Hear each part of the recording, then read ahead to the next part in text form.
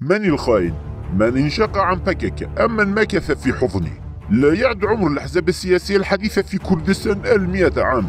لم يغتال أي من هذه الأحزاب أعضائها الذين انشقوا عن رفوفها وانضموا إلى حزب آخر، عندما لم تعد أفكارهم تتناسب مع مبادئ الحزب، كما لم يقم أي تنظيم بتخوين من انشق عن صفوفه، بخلاف حزب العمال الكردستاني بكك الذي حرف مفهوم الخيانة ومحدداتها، كما حرف العديد من المفاهيم الفكرية والسياسية وجردها من مدلولاتها.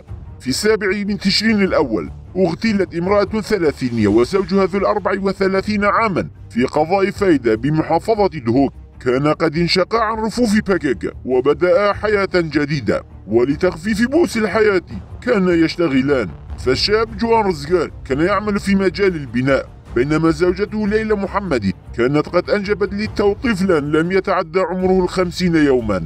لم يكن هؤلاء جواسيس لأي قوة أو جهة، ولم يقول أي شيء سيء عن بكك. كان جرمهما الوحيد أنهما انشقا عن رفوف التنظيم. نعم، لم يكونا خونة، بل على العكس تماما. من اغتالهما وأصدر حكم موتهما كانوا خونة، مجرمين، ظلمة، كسرطان ينخر جسد الكرد. فوفق بكك، الطفل الذي يكبر في حضن عائلته ويعيله ويربيه والداه بشق الأنفس، ويجند التنظيم في رفوف مقاتله في سن مبكرة، ولا يسمح له حتى بالتواصل مع عائلته أو رؤية حنان الأم أو عطف الأب. هذا ليس خيانة بحسب بكك. عندما يتم اعتقال عبد الله أوجلان ويتوسل في الدقيقة الأولى قائلا أريد أن أخدم الدولة التركية، فهذا ليس خيانة، لكن شابا لا يعرف ما هو بكك ينضم إلى رفوفه في ريعان شبابه ويرى أنه ليس بإمكانه مواصلة هذه المسيرة فينشق عن رفوفه، يعتبر خائنا في نظر التنظيم. أو من أمضى 10 أعوام أو 20 عاما في رفوفه يحارب ويقاتل ويصاب ويشعر بالجوع والعطش والعذاب، لا يقال له بطل.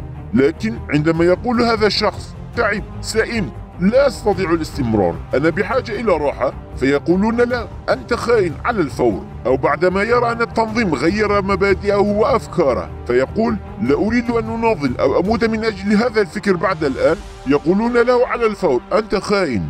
كلا، هؤلاء لم يخونوا وليسوا خونة، بل خانهم بكك وغدر بهم.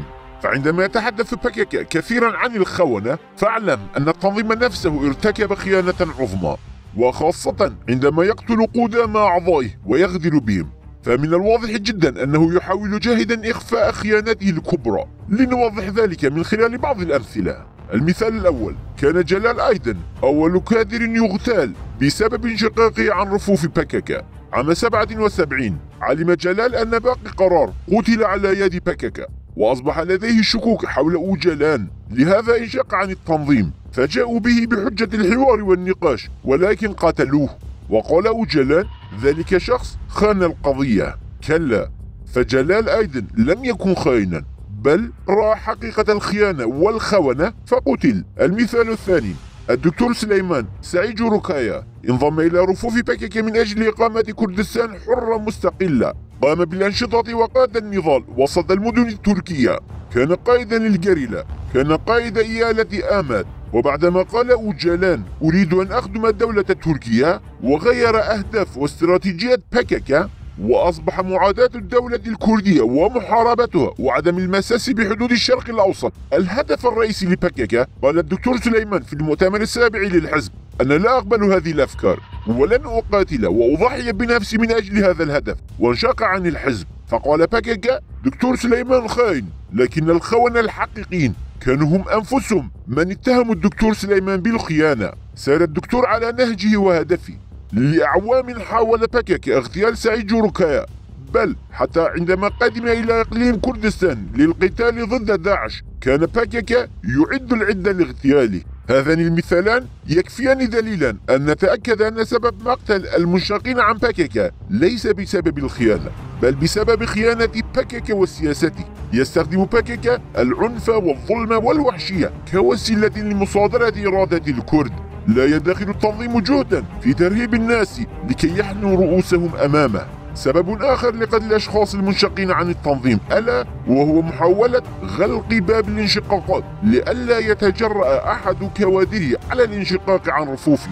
يدعي باكاكا أنه سيحرر الشرق الأوسط بأكمله والعالم كله ويرسي الديمقراطية، لكن الحزب نفسه يغتال من خدموه لسنوات. فالحزب المنعدم الوفاء تجاه كوادره ورفاقه ومخلصيه ويغتالهم. لو استولى على السلطة فلا شك أنه سيقيم نظاما قمعيا دكتاتوريا وحشيا لا نظير له، ومن خلال قتل أعضائه واغتيالهم يرسل باكاكا رسالة مفادها بغض النظر عن مقدار خدمتك، فإن باكاكا هو قاتل رفاقه ومخلصيه. شريف ألب سوزمان كان من دعاة باكاكا ومخلصيه، كان رجلا مشلولا، قتل هو وعاشقته عايشة ديزام تحت وطأة التعذيب في ألمانيا بسبب علاقة حبهما. غرقت عائشة في مستنقع وحل بينما تم دهس شريف بالسيارة مرارا حتى لفظ أنفاسه الأخيرة. كان عثمان بليج شورش قائدا حربيا لباكاكا خلال الثمانينيات والتسعينيات، نجا مئات المرات من الموت بعجوبة. في عام 2004 انشق عن رفوف التنظيم فاغتاله باكاكا هو وطفلته روشان بوحشية على مائدة الطعام. أمضى كان يلماس، محمد شنر وحكمة فيدان سنوات من عمرهم يتذوقون شتى صنوف التعذيب في زنازين دولة الاحتلال التركي. كانوا أعضاء قياديين مؤسسين لباكاكا، خدموا الحزب أكثر من أوجلان نفسه، كما تحملوا شتى المصائب والآلام، لكنهم قتلوا لأنهم انتقدوا الحزب. هؤلاء الشخصيات لم يكونوا خونة، بل من أصدر أوامر قتلهم أي جميل بايك، مراد قريلان، باسي هوزات هم كانوا خونة.